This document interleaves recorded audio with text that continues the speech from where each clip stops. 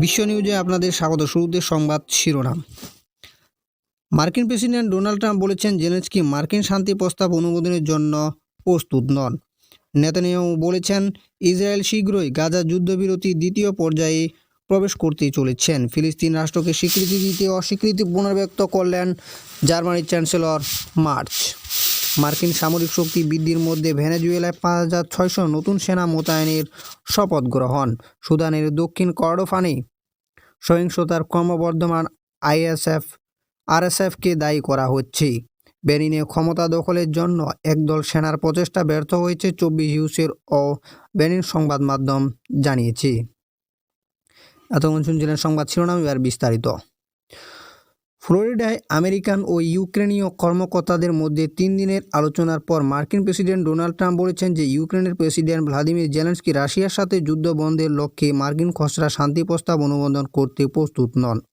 সাংবাদিকদের সাথে কথা বলার সময় ডোনাল্ড ট্রাম্প বলেন যে জেলেনস্কি এখনও প্রস্তাবটি পর্যালোচনা করেননি বলে তিনি কিছুটা হতাশ।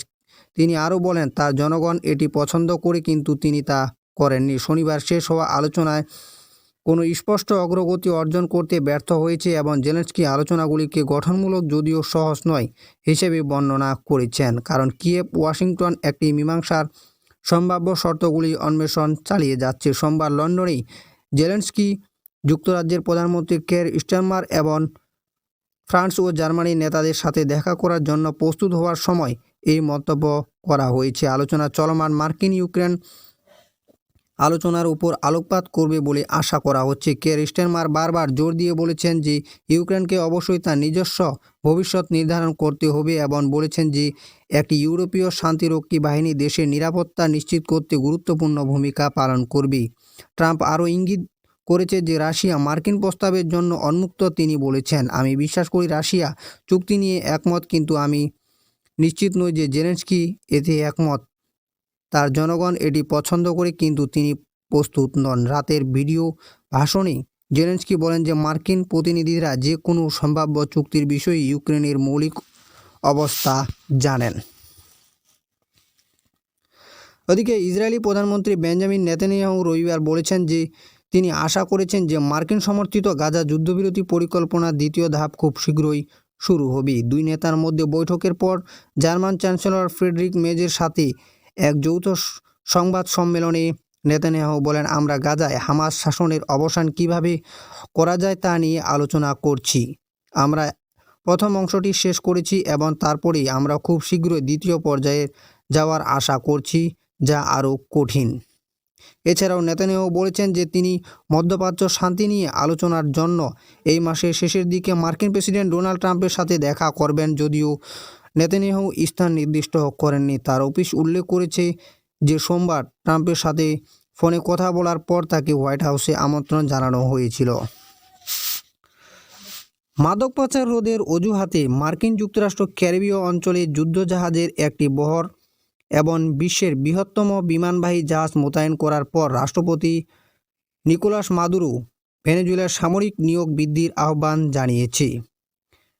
আমেরিকান বাহিনী কমপক্ষে 22টি জাহাজে মারাত্মক হামলা চালিয়েছে, কমপক্ষে 83 জন নিহত হয়েছে। ওয়াশিংটন মাদুরোকে কথিত কার্টেল অফ দ্য সানস এর নেতৃত্বে দেওয়ার জন্য অভিযুক্ত করেছে, যাকে তারা গত মাসে সন্ত্রাসী সংগঠন ঘোষণা করেছিল। মাদুরো জোর দিয়ে বলেছেন যে আমেরিকান মোতায়েনের লক্ষ্য তাকে উৎখাত করা এবং দেশের তেলের মজুদ দখল করা। কোনো পরিস্থিতিতে আমরা সাম্রাজ্যবাদী শক্তির আক্রমণকে অনুমোদন দেব না। কার্নেল গাব্রিয়েল আলেজান্দ্রো র্যান্ডন ভিলভেজ শনিবার কারাকাসে ভেনেজুয়েলার বৃহত্তম সামরিক কমপ্লেক্স ফুয়ের্তে তিউনাতে এক অনুষ্ঠানে বলেন, সরকারি পরিসংখ্যান অনুসারে ভেনেজুয়েলায় 2 লাখ সৈন্য এবং অতিরিক্ত 2 লাখেরও বেশি পুলিশ অফিসার রয়েছে। ওদিকে তুরস্কের প্রেসিডেন্ট এরদোগান ভেনেজুয়েলার প্রেসিডেন্ট নিকোলাস মাদুরোর সাথে ফোনে কথা বলেছেন। এরদোগান মাদুরোকে বলেছেন যে তুর্কি এই অঞ্চলের উন্নয়ন নিবিড়ভাবে পর্যবেক্ষণ করছে এবং বিশ্বাস করে যে সমস্যাগুলি সংলাপের মাধ্যমে সমাধান করা উচিত। তিনি মার্কিন যুক্তরাষ্ট্র এবং ভেনেজুয়েলার সঙ্গে যোগাযোগের চ্যানেল খোলা রাখার গুরুত্বের উপর জোর দেন এবং আশা প্রকাশ করেন যে যত তাড়াতাড়ি সম্ভাব্য উত্তেজনা কমে যাবে। সুদানের দক্ষিণ কর্দোফান রাজ্যের সেনা নিয়ন্ত্রিত শহর কালোগিতে আধা সামরিক বাহিনীর ড্রোন হামলায় শিশুসহ কয়েক ডজন বেসামরিক লোক নিহত হয়েছে, স্থানীয় কর্মকর্তারা জানিয়েছে।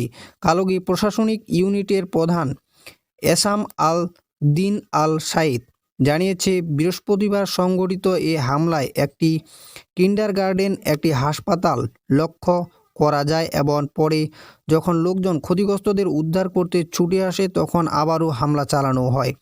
আল সায়েদ এর জন্য র্যাপিড সাপোর্ট ফোর্সের এবং তাদের মিত্র সুদান পিপলস লিবারেশন মুভমেন্ট নর্থকে দায়ী করেছে, যার নেতৃত্বাধীন আবদেল আজিজ আল হিলু, যারা দক্ষিণ কর্দোফানের বিশাল এলাকা এবং ব্লু নীল রাজ্যের কিছু অংশ নিয়ন্ত্রণ করে। জাতিসংঘের শিশু সংস্থা জানিয়েছে যে 5 থেকে 7 বছর বয়সী 10 জনেরও বেশি শিশু নিহত হয়েছে, যেখানে পররাষ্ট্র মন্ত্রণালয় মোট মৃতের সংখ্যা 79 জন বলেছে, যার মধ্যে 43 জন শিশু রয়েছে। স্কুলের শিশুদের হত্যা করা শিশু অধিকারের ভয়াবহ লঙ্ঘন। সুদানে নিযুক্ত ইউনিসেফের প্রতিনিধিত্ব শেলউড ইয়েট বলেছেন, আক্রমণ বন্ধ ও নিরবিচ্ছিন্ন মানবিক সহায়তার আহ্বান জানিয়েছি। ওদিকে বেনিনে 24 হিউরেস ও বেনিন সংবাদ মাধ্যম জানিয়েছে যে বেনিনে একদল সেনার ক্ষমতা দখলের প্রচেষ্টা ব্যর্থ করা হয়েছে। প্রতিবেদনে বলা হয়েছে যে ন্যাশনাল গার্ডের ইউনিট অভ্যুত্থান দমন করেছে, বিদ্রোহীদের গ্রেফতার করা হয়েছে এবং সাংবিধানিক শৃঙ্খলা পুনরুদ্ধার করা হয়েছে। বেনিন রাজ্য সম্প্রচার কর্পোরেশন ভবনে গ্রেফতার করা হয়েছে, যেখান থেকে বিদ্রোহীরা সকালে সম্প্রচার শুরু করে অভ্যুত্থান ঘোষণা করে এবং রাষ্ট্রপতি প্যাট্রিস ট্যালনকে পদ থেকে অপসারণ করে। এই দলে 8 জন সেনা সদস্য ছিলেন। লেফটেন্যান্ট কর্নেল প্যাসকেল টিগ্রি সহ সমস্ত বিদ্রোহীটিকে আটক করা হয়েছে কিনা সে সম্পর্কে এখনও কোনো নির্ভরযোগ্য তথ্য পাওয়া যায়নি। এই ছিল সংবাদ, আজকের গুরুত্বপূর্ণ সংবাদ। সঙ্গে থাকার জন্য ধন্যবাদ।